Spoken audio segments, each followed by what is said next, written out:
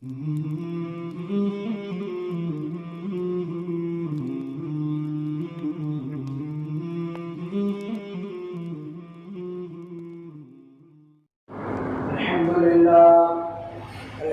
لله نحمده ونستعينه ونستغفره ونؤمن به ونتوكل عليه ونعوذ بالله من شرور أنفسنا ومن سيئات أعمالنا من يهده الله فلا مضل له ومن يضلل فلا هادي له ونشهد أن لا إله إلا الله وحده لا شريك له ونشهد أن سيدنا وحبيبنا ومولانا محمدا عبده ورسوله الذي أرسل بالحق بشيرا ونذيرا الذي ولد مجيدا وتوفي حميدا أما بعد فأعوذ بالله من الشيطان الرجيم بسم الله الرحمن الرحيم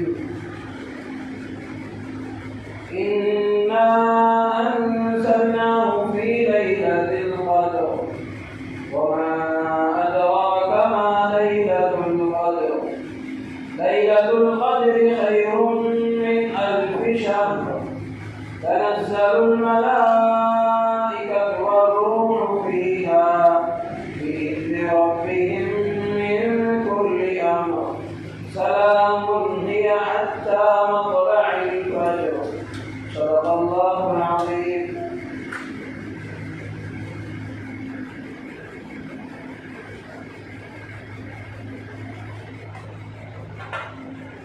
محترم برادران اسلام،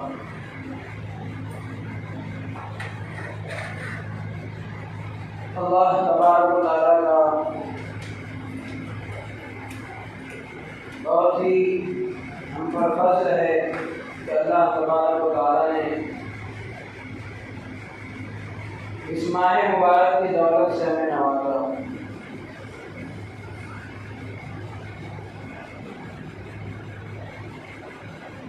اس ماہ مبارک کی دولت ہمیں جانا وہ ایک عظیم نعمت کو حاصل کر لینا ہے. چونکہ یہ مہینہ اللہ تبارک و تعالیٰ کو سب سے زیادہ پیارا اور سب سے زیادہ محبوب ہے، اسی لیے تمام مہینوں میں اس مہینے کو فضیلت حاصل ہے. اور چونکہ اس مہینے میں اللہ تبارک و تعالیٰ نے دیگر مہینوں کی بنسبت کچھ مزید عبادتیں بھی ہم پر لازم اور فرض کی ہیں، جس میں سے ماشاءاللہ کچھ عبادتیں تو ہم کرتے آئے ہیں، کر رہے ہیں، اور آئندہ بھی ہم کو اس مہینے کی بقیہ عبادتیں ہم کو انشاءاللہ کرنا ہے.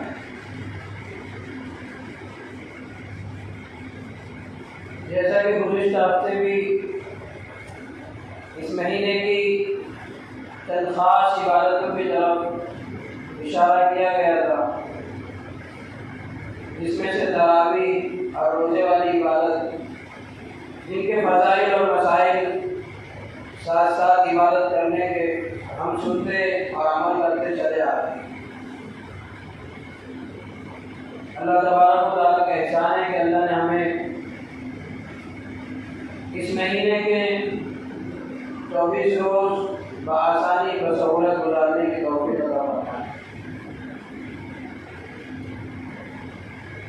قرآن پاک بھی ہمارا قریب الختم ہے، مکمل ہونے کے قریب ہے. 28 پارے ہمارے تراویح میں ہو چکے ہیں. آج 29ویں پارے کی تلاوت انشاءاللہ ہم کریں گے اور سنیں گے. جہاں ہم سے بہت ساری عبادتیں اس مہینے میں ہو رہی ہے، جیسے کہ تراویح اور روزے کی عبادتیں، قرآن پڑھنے اور سننے کی عبادتیں، تو اسی طرح کچھ اور عبادتیں بھی باقی ہیں جن کے مسائل اور فضائل کو سمجھنا اور اس پر عمل کرنا ہمارے لیے ضروری ہے۔ ان جملہ ان عبادتوں کے ایک عبادت اعتکاف ہے، شب قدر ہے، صدقہ فطر ہے، وہ عبادتیں ہیں جن کا بھی آغاز ہوا اور جو چل رہی ہے۔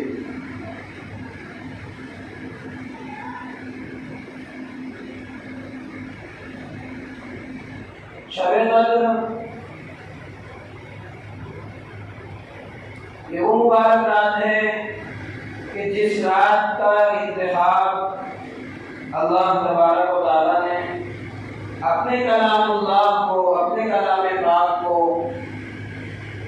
قرآن شریف کو اتارنے کے لیے کیا ہے۔ تو سوچو یہ کتنی عظیم رات ہوگی کہ اللہ اگر چاہتے تو اس سے بھی افضل اور بہتر اگر کوئی رات ہوتی تو اس میں اپنے کلام پاک کو نازل فرماتے، اس میں قرآن شریف کو اتارتے، لیکن اللہ تبارک و تعالیٰ نے قرآن کا جو نزول فرمایا، قرآن کو جو نازل فرمایا، وہ اسی رات میں نازل فرمایا۔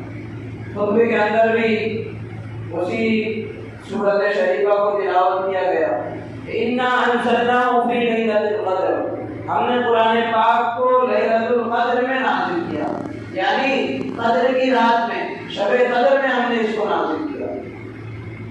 سوچو کتنی عظیم بات ہے، کتنی بڑی رات ہے، کتنی بابرکت رات ہے، کتنی فضیلت و برکتوں والی رات ہے کہ اس رات کا انتخاب اللہ تبارک و تعالیٰ نے اپنے کلام پاک کو نازل کرنے کے لیے فرمایا۔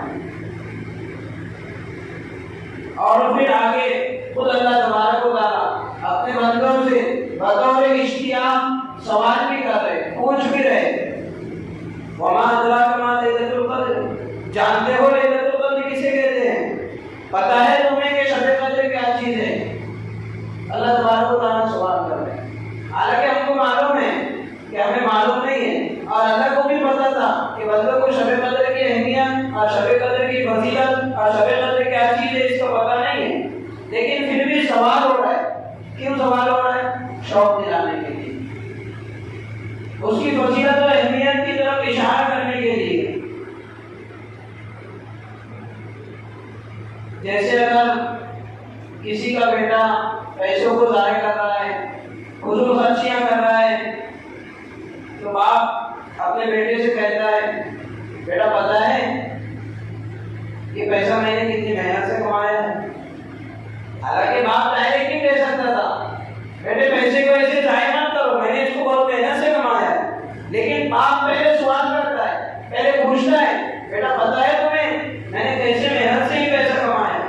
تو یہ جو باپ سوال کر رہا ہے آگے کی بات کو اہمیت کے ساتھ کہنے کے لیے، آگے کی بات کی اہمیت دلانے کے لیے، آگے کی بات بہت اہم ہے اس کی طرف اشارہ کرنے کے لیے باپ جو ہے تو اپنے بیٹے سے سوال کر رہا ہے۔ تو ایسے ہی اللہ تبارک و تعالیٰ اپنے بندوں سے سوال کر رہے، پوچھ رہے، وما ادراک ما لیلۃ القدر، جانتے ہو تم کہ شب قدر کیا چیز ہے؟ قدر کی رات کیا چیز ہے؟ لیلۃ القدر کسے کہتے ہیں؟ خود اللہ ہی آگے جواب دے رہے، سوال بھی اللہ ہی نے کیا، جواب بھی آگے اللہ ہی دے رہے کہ لیلۃ القدر خیر من الف شہر، کہ شب قدر اور لیلۃ القدر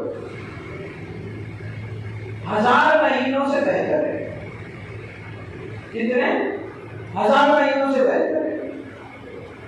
مطلب یہ ہوا کہ اگر کوئی شخص ایک رات کی عبادت کر لیتا ہے اور کسی ایک رمضان میں اس کو ایک شب قدر بھی حاصل ہو جاتی ہے، ایک شب قدر بھی مل جاتی ہے، گویا کہ اس نے ایک رات عبادت کیا، مطلب یہ کہ 1000 مہینے اس نے عبادت کیا، اور 1000 مہینوں کا اگر ہم کیلکولیشن کریں اور اس کا حساب لگائیں تو وہ 83 برس ہوتے ہیں، 83 سال۔ گویا کہ اگر کسی شخص کو ایک سال بھی شب قدر نصیب ہو گئی، ایک سال بھی شب قدر مل گئی، اور اس نے اس رات پوری عبادت میں گزار دیا، اس رات کو اپنے آپ کو عبادت میں لگائے ہوئے رکھا، ذکر اللہ تسبیح کے اہتمام میں اپنے آپ کو لگائے رکھا، گویا کہ اس نے 63 سال تک عبادت کیا۔ کتنی فضیلت ہے۔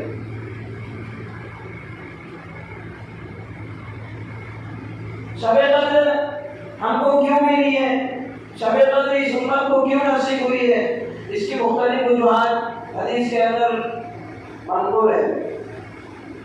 ایک روایت میں آتا ہے کہ نبی اکرم صلی اللہ علیہ وسلم صحابہ کے سامنے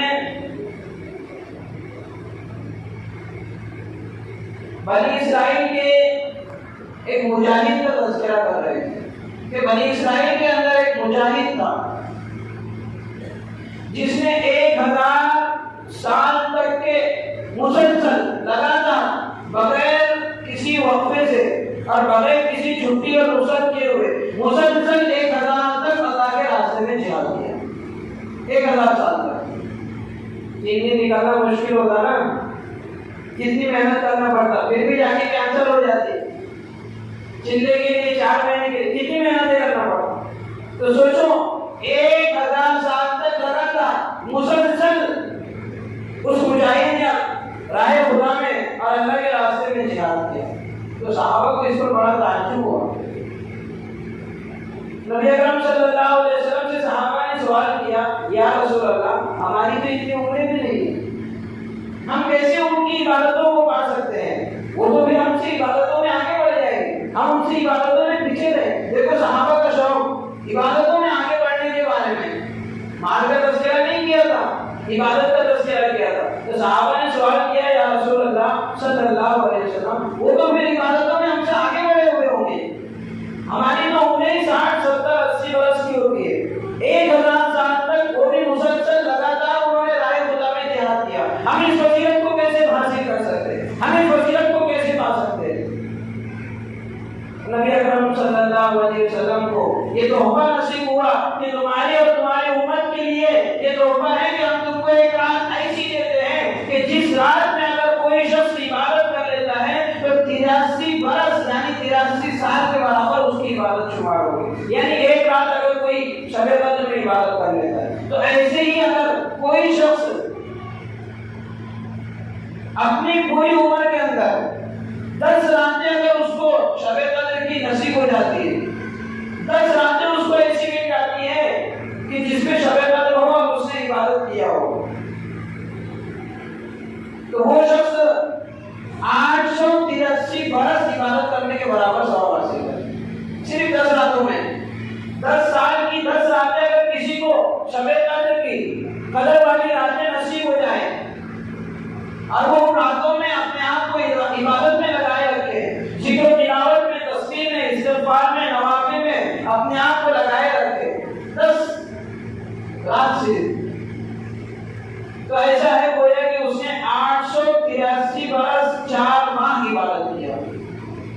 اب سوچو 883 برس بہت ہے نا ہم بنی اسرائیل کے اس مجاہد تک، اور اگر 20 سال کسی کو شب قدر نصیب ہو جائے، کتنے 20 سال، یعنی اس کی پوری زندگی میں 20 راتیں ایسی اس نے رمضان میں گزاری ہے کہ جن راتوں میں اس کو شب قدر نصیب ہوئی ہے، قدر والی رات اس کو نصیب ہوئی ہے، گویا کہ اس نے 1666 سال تک عبادت کیا۔ 883 کا ڈبل ہم حساب مارے 1666 سال ہو گئے۔ 1666 سال کتنے ہیں؟ 100 سال عمر نہیں ہوتی ہمارے۔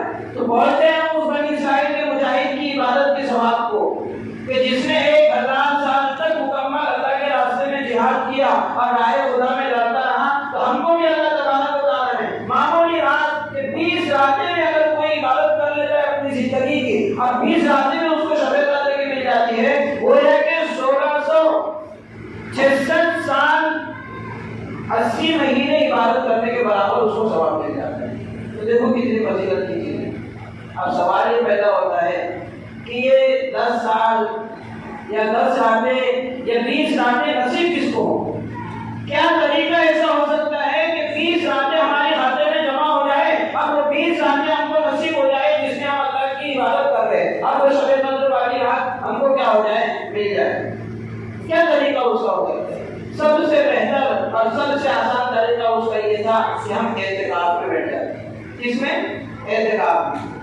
کیونکہ ممکن ہے کہ اگر ہم اعتکاف میں نہ بیٹھے ہو اور رات بھر عبادت کرنے کی نیت نیت کریں لیکن نہ ہو سکے. اب ہوتا ہے اکثر ایسا کہ ہم سوچتے تو ہیں کہ اعتکاف میں نہ بیٹھ کر بھی ہم شب قدر یعنی تام راتیں جو ہے یا اخیر اشرے کی جو راتیں ہیں اس میں رات رات بھر ہم عبادت کر لیں گے. دن میں گھر کے کام کاج ہوتے ہیں وہ بھی ہمارے ہو جائیں گے. اعتکاف میں بیٹھنا ضروری نہیں. اگر ہم یہ سوچیں تو یہ ممکن نہیں، کیونکہ پوری رات عبادت کرنا اعتکاف کی علاوہ کی صورت میں یہ ہو ہی نہیں سکتا. کسی نہ کسی طریقے سے لفظ کوتاہی کچھ نہ کچھ کمی ہم کو ہو ہی جائے گی.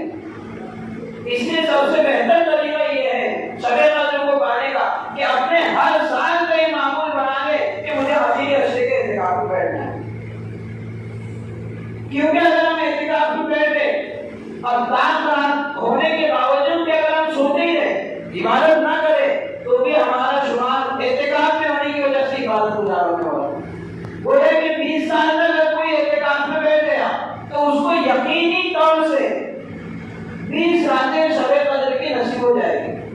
اور جس کو 20 راتیں شب قدر کی نصیب ہو گئی وہ یہ کہ اس نے 1666 سال تک عبادت کیا.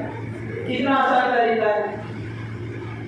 اس سے بھی آسان طریقہ شب قدر کو پانے کا کہ چلو اس سال ہم نہیں بیٹھ پائے اعتکاف میں.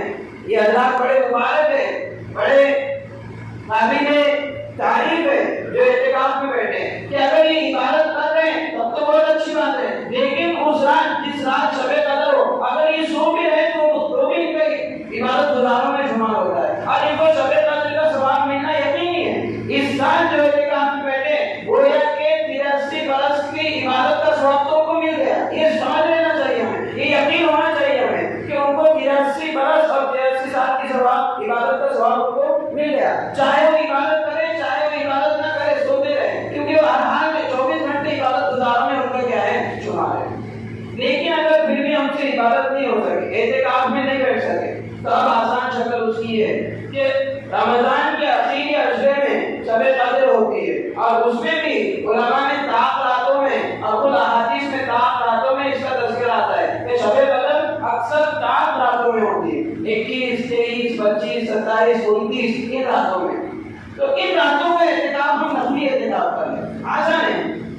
عشاء مغرب سے جو ہے تو افطار کے وقت ہم یہاں آ جائیں اور سحری کا بھی انتظام اپنا یہی ہم کر لیں. رات میں کھانے کا اور سحری کا انتظام ہم یہی کر لیں. 2 وقت کا کھانا ہم کو مسجد میں کھانا ہے اور ساری رات جو ہے تو ہم کو مسجد میں اعتکاف کی نیت سے بیٹھنا ہے، نفلی اعتکاف. کیونکہ یہ تو سنت اعتکاف ہے جو یہ حضرات بیٹھے 10 دن کا. ایک واجب اعتکاف ہوتا ہے جو نظر اور منت کا ہوتا ہے. ایک نفل اعتکاف ہوتا ہے اس کے لیے وقت کی کوئی تحدید نہیں ہے کہ اتنے وقت آپ کو بیٹھنا پڑے. سنت اعتکاف یہ جو ہے 10 دن بیٹھنا پڑے گا. واجب اعتکاف جتنے دن کی نیت کی ہے، جتنے دن کی نظر کی ہے، جتنے دن کی منت مانی ہے اتنے دن بیٹھنا پڑے. لیکن نفل اعتکاف کے لیے کوئی وقت متعین نہیں ہے کہ 1 دن کا بیٹھنا پڑے گا، 2 دن کا.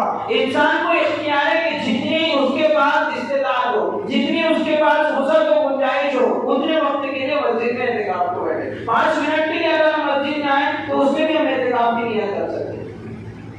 10-15 منٹ کے لیے اگر ہم مسجد میں آئیں تو اس میں بھی ہم اعتکاف کی نیت کر سکتے ہیں. اسی لیے تو یہ بیان کیا جاتا کہ مسجد میں جب ہم آئیں تو جیسے ہی ہم مسجد میں داخل ہونے کی دعا پڑھے اللہم افتح لی ابواب رحمتک، ساتھ میں اعتکاف کی بھی نیت کر لے. بسم اللہ دخلت وعلیہ توکلت ورویت الاعتکاف، کہ اللہ میں تیرے نام سے داخل ہوتا ہوں، تیرے اوپر بھروسہ کرتا ہوں اور اعتکاف کی نیت کرتا ہوں. اگر یہ عربی میں دعا یاد نہیں ہے تو کوئی ضروری نہیں ہے کہ عربی میں ہی آپ پڑھو گے تو آپ کی نیت معتبر ہوگی اور آپ کا اعتکاف درست ہوگا. دل میں آپ کے ٹھان لے، دل میں آپ کی نیت اور ارادہ کر لیں کہ اللہ میں مسجد میں داخل ہو رہا ہوں، میرے لیے رحمت کی دروازے کھول دیجیے، اللہ افتح لی ابواب رحمتک کا ترجمہ. اور جو ہے تو میں اعتکاف کی نیت کرتا ہوں، آپ کو اعتکاف کا ثواب مل جائے. تو یہ نفلی اعتکاف ہے جس کے لیے ہم کو کچھ کرنے کی ضرورت ہے. مسجد میں آئے بیٹھے تو جتنی دیر ہم مسجد میں بیٹھے گا اتنی دیر ہم کو اعتکاف کرنے کا کیا ہوگا ثواب ملے. اور اعتکاف کی کتنی فضیلت ہے کہ 1 خندق 2 خندق 3 خندقیں ہمارے درمیان میں حائل اور آڑ بن جاتی ہے جہنم اور ہمارے درمیان. 3 خندقیں اگر جہنم اور ہمارے درمیان میں آڑ بن جائے اور حائل ہو جائے تو کوئی جہنم میں داخل ہوئے گا نہیں ہوگا. اس لیے اعتکاف کی اتنی فضیلت ہے. تو شب قدر کو پانے کا یہ بھی سب سے آسان اور سستا طریقہ ہے کہ اگر ہم 10 روز کے اعتکاف میں نہیں بیٹھ سکے تو کم سے کم جس دن طاق رات ہو، جس رات کو طاق رات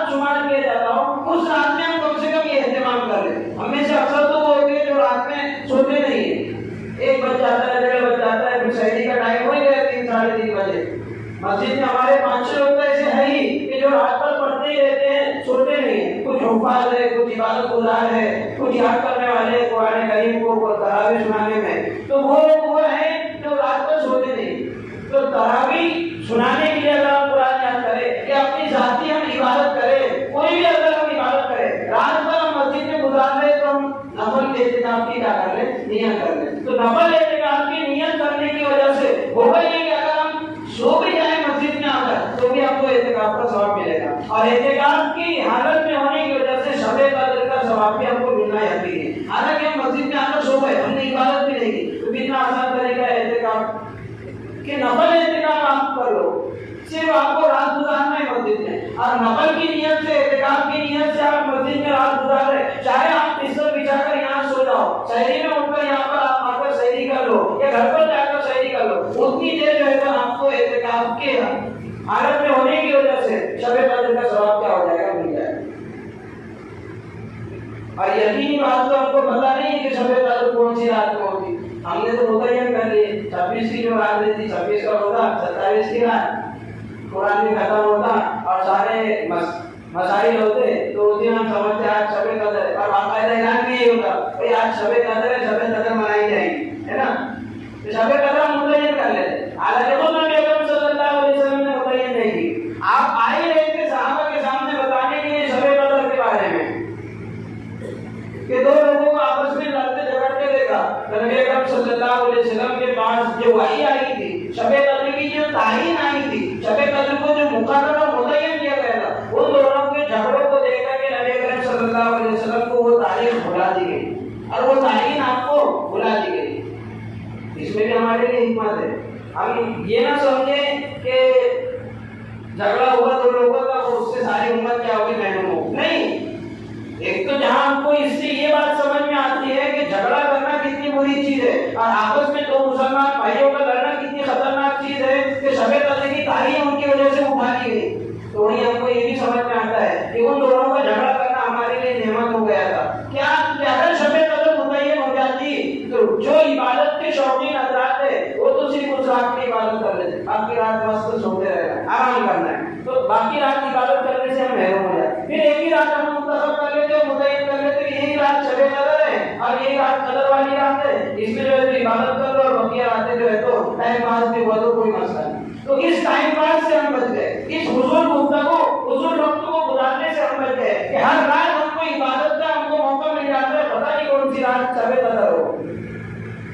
تو تعین نہ ہونے کا ایک فائدہ تو یہ ہے. اور دوسرا سب سے بڑا فائدہ شب قدر کے متعین نہ ہونے کا حکمت یہ ہے اس کی کہ ہم میں سے کچھ وہ بھی ہوتے ہیں جو گناہوں کے عادی ہوتے ہیں، جرموں کے عادی ہوتے ہیں.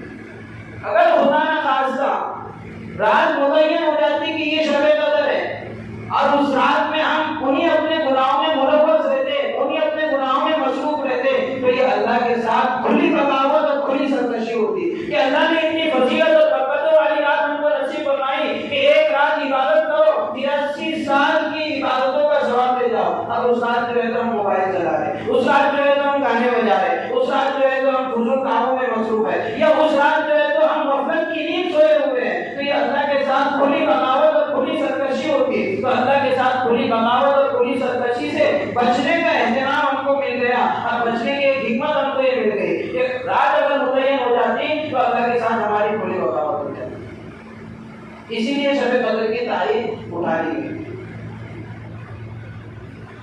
شب قدر میں عبادتیں ہم کو کیا کرنا ہے؟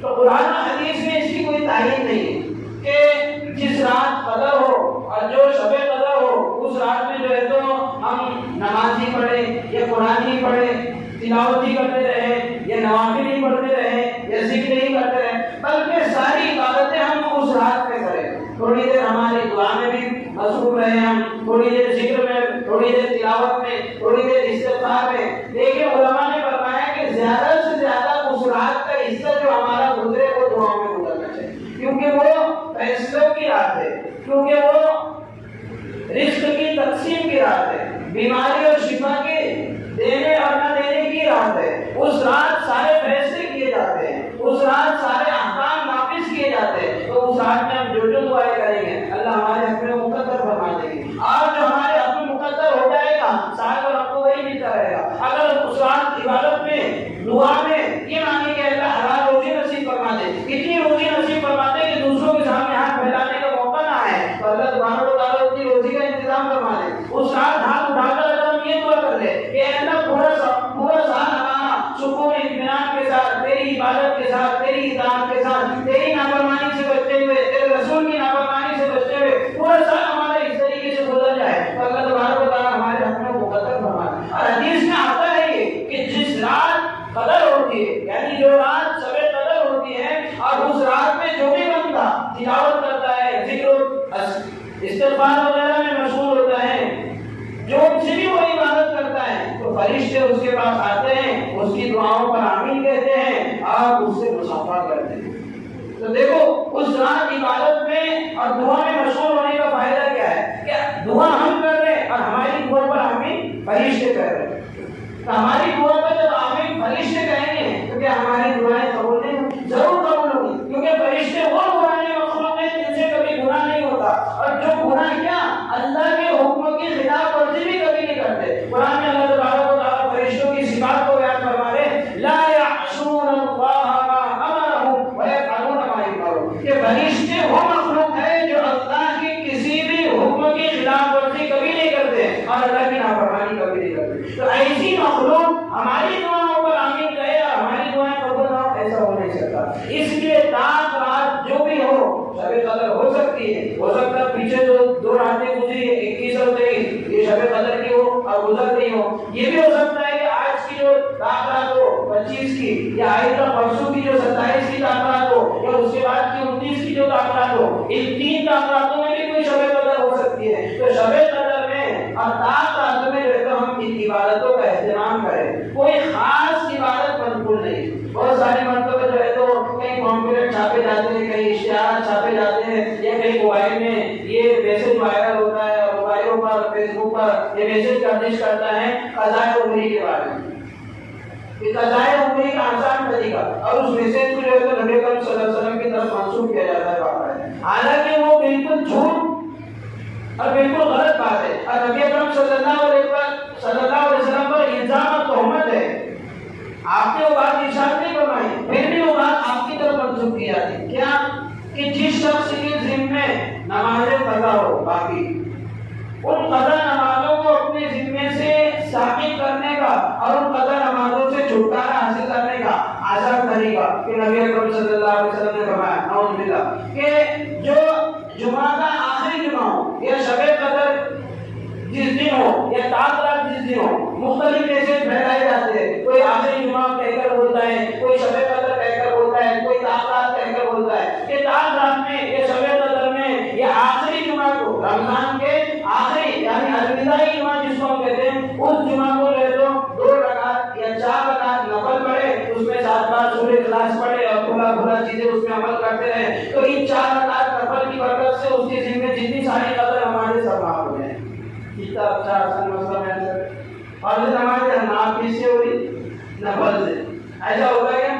فرض نماز ہے جو ہمارے ذمہ ابھی باقی ہے, اور ہم اس کو معاف کس سے کرانا چاہ رہے؟ نفل سے. اور فرض نماز کئی سالوں کی, کئی نماز ہمارے پاس باقی ہے ہمارے ذمہ میں, اور 4 رکعت سے وہ معاف ہو جائے, ایسا ہو سکتا؟ یہ بات بالکل چھوٹی نبی کریم صلی اللہ علیہ وسلم کی طرف منسوخ کی جاتی, اس کی کوئی حقیقت نہیں ہے, یہ ایک شیطانی دھوکہ ہے. قضائے عمری کا سب سے اچھا طریقہ وہی ہے جو گزشتہ جمعہ میں بھی بیان کیا گیا تھا, اور اس سے پہلے بیان میں بھی آیا تھا, کہ جب ہم نمازوں کو آئیں 5-10 منٹ پہلے آنے کا اہتمام کریں, اور جو 5-10 منٹ پہلے ہم کو نمازوں سے پہلے وقت مل جاتا ہے, ہر نماز میں پچھلی ہر نماز کو ہم قضا کرتے رہے. جیسے ظہر میں ہم پہلے آ گئے تو ظہر میں 10 منٹ پہلے, 15 منٹ پہلے, 5 منٹ پہلے آئے, تو پچھلی جو ظہر کی نماز ہمارے ذمہ میں قضا باقی ہے, اس کی نیت ہم بعد میں.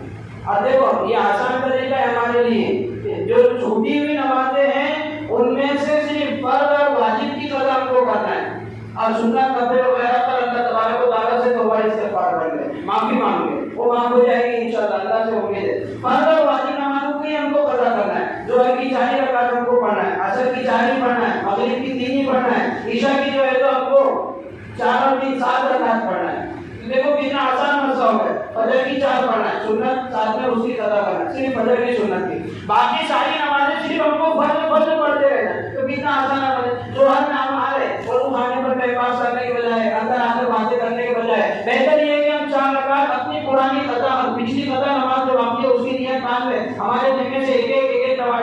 کم ہوتے رہے گی نا، یہ آسان طریقہ ہے۔ ایک وقت تو آئے گا کہ ہمارے ذمے میں ایک بھی قضا نماز باقی نہیں رہے گی، ہر شخص اپنا یہ معمول بنا ہے۔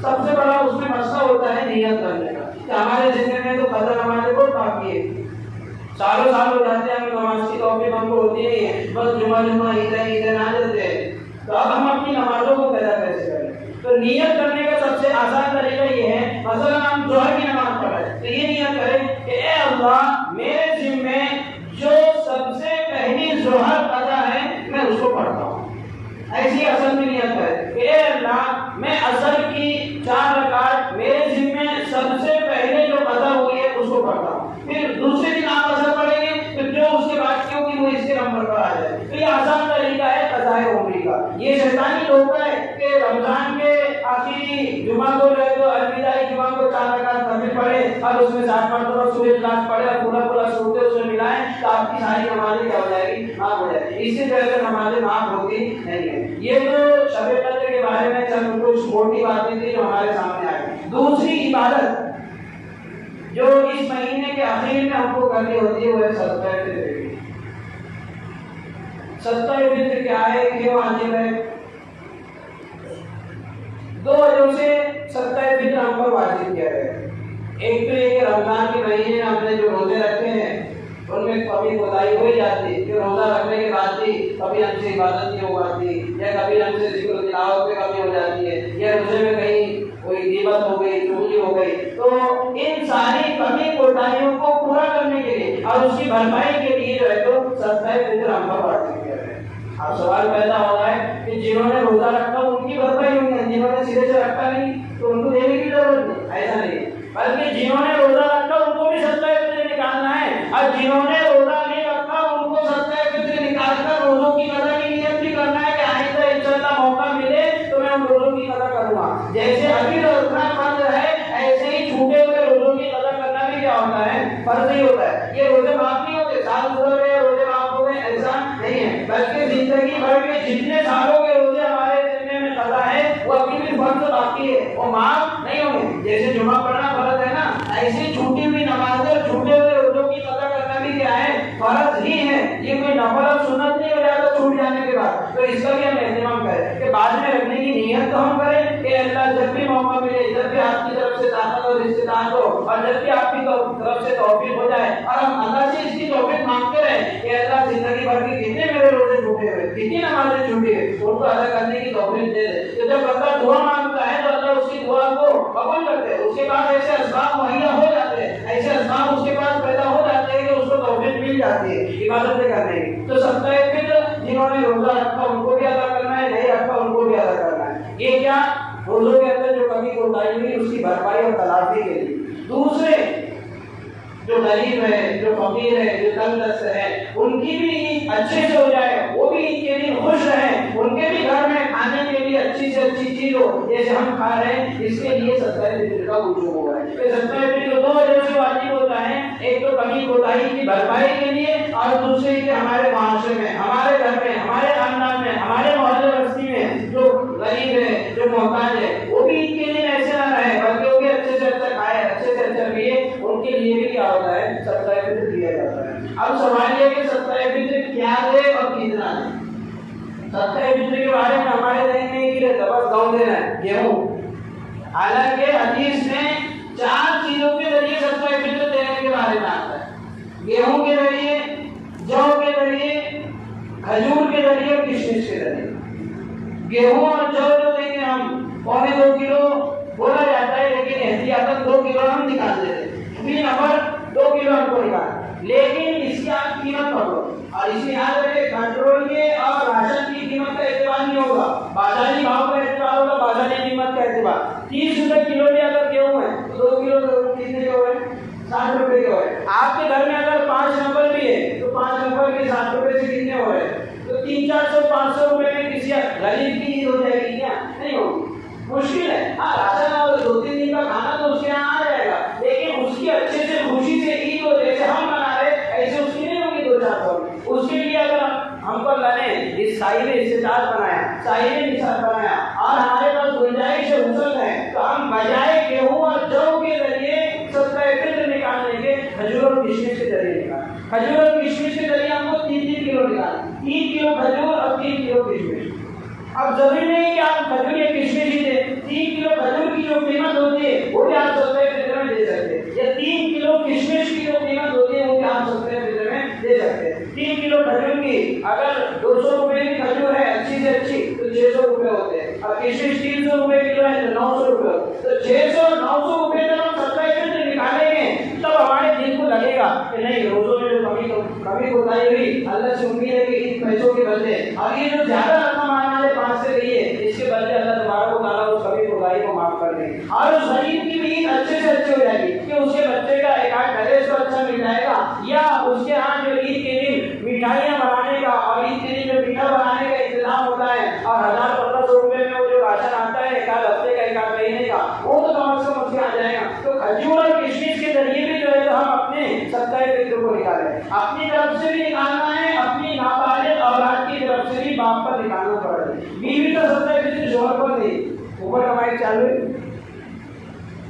بیوی کا صدقہ فطر شوہر پر نہیں ہے، لیکن اگر بیوی کے پاس کچھ نہیں ہے تو ہمارا یہ حق بنتا ہے کہ ہم کیا کریں ان کی طرف سے بھی نکالتے ہیں۔ کوئی زیادہ قیمت تو ہوتی نہیں، بیچاری دن پر ہمارے کاموں میں مصروف ہے، دن سے دن پر ہم ہی اس کو باہر نہیں نکل دیتے، ہم کمانے دینے نہیں دیتے اس کو باہر نکال دیتے، تو ہمارے اوپر یہ حق بنتا ہے کہ ہم ان کا کیا کریں صدقہ فطر نکالیں۔ اگر وہ صاحب رشتے دار ہے تو اس پر واجب ہے، صاحب رشتے دار نہیں تو واجب ہی نہیں، آپ اپنی طرف سے نکالیں، اپنی نابالغ اولاد کی طرف سے نکالیں، اپنی بیوی کی طرف سے نکالیں۔ رہا بڑے اولاد کا مسئلہ جو بالغ ہو چکی ہے، اگر وہ صاحب رشتے دار ہیں تو ان کے مالک سے نکالیں، اور اگر آپ ان کی کفالت کرتے ہیں، ان کی دیکھ بھال کرتے ہیں، ابھی پورا گھر ایک ہی گھر میں رہتا ہے، الگ الگ نہیں ہوئے، اور آپ خود اپنے بچوں کی طرف سے ان کی اجازت سے دینا چاہے تو بھی آپ کے دیا ہوا ان کی طرف سے کیا ہو جائے گا ادا ہو جائے گا۔ تو صدقہ فطر میں یہ سب باتوں کا ہم خیال رکھیں، اور دوسرے کے عید کے دن دینا کوئی ضروری نہیں، عید سے پہلے ہم دے دیں تاکہ عید سے پہلے دیں گے تو اس کا فائدہ یہ ہوگا کہ غریب کے گھر میں اناج آ جائے، غریب کے گھر میں محتاج کے گھر میں، اور ہمارے معاشرے میں جو محتاج ہے اس کے گھر میں جو ہے تو عید آنے سے پہلے وہ عید کے دن کا انتظام کر لے گا، اس لیے بہتر ہے کہ عید کے دن دے۔ اب اگر کوئی سستی اور غفلت میں عید تک بھی نہ دے، عید کی نماز ہو جائے تو کیوں معاف نہیں ہے، صدقہ فطر ہے نکالنا ہی پڑے گا، بعد میں بھی ہم دے۔ اور جیسا کہ کل مغرب میں بھی بات آئی تھی کہ چلتے پھرتے فقیروں کو نہ دے، اس سے پہلے بھی میں نے حضرت عمر رضی اللہ تعالیٰ عنہ کا قول سنایا تھا کہ اگر کوئی نوجوان چلتا پھرتا حضرت عمر کو دیکھتا، حضرت عمر اس کو کوڑا مارتے اور کہتے اس کو کام کر رہا ہے، نوجوان ہے ہٹا کرتا ہے، کوئی بیماری نہیں، سانس کی بیماری نہیں، ہارٹ کی پریشانی نہیں، کچھ نہیں، اور مانگتے پھر رہے معاشرے میں جو ہے تو غریب لوگوں کا حق دبا رہے ہیں۔